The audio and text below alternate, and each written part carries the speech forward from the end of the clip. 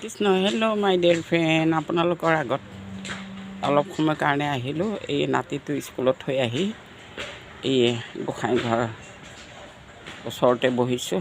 বহুত ভাগৰ লাগি আহে, কমেও অহা যোৱাত কিজানি 1 কিলোমিটাৰ অভাৰ হ'ব পাৰে। ভাগৰ লাগি আহে।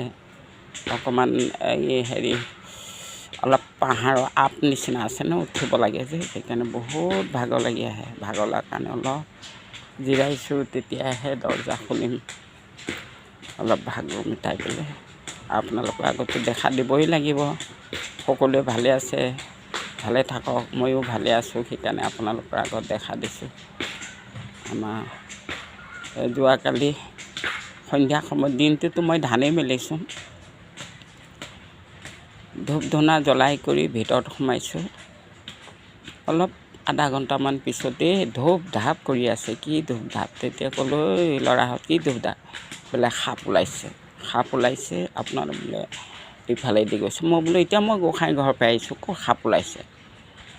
বোলে লাঠি এডাল দিয়ক। মই বোলো ক'ত লাঠি পাম? লাঠি নাই নহয় মোৰ এতিয়া। যাবগৈ নহয় নিজে, কিয়নো তোমালোকে এনেকুৱা কৈ আছে? নাই, পাথৰ গুটি মাৰিয়ে আছে। ৰাতিপুৱা সময়ত উঠিবলৈ মোৰ ভয় লাগিছে নহয় এতিয়া। যেন তেন সূৰ্যক সেৱা কাৰিম কৰি পেলাই ওলালোঁ। ওলাই কৰি সেৱা কৰি পেলাই আকৌ প্ৰণাম কৰি ভিতৰত সোমালোঁ।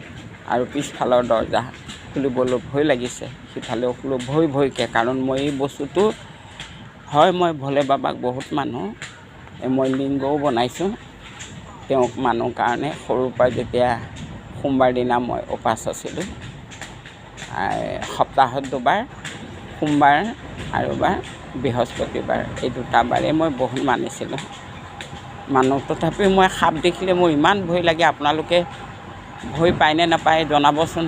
মোৰ কিন্তু দেখালে সৰুৱে হওক ডাঙৰে হওক বিষাক্ত বস্তু না। বাবাৰ হয় গলৰ মণি, কিন্তু হ'লেও মই বিৰাট ভয় খাওঁ। মোক দেখা নেদিওঁ বুলিয়ে ভাবোঁ।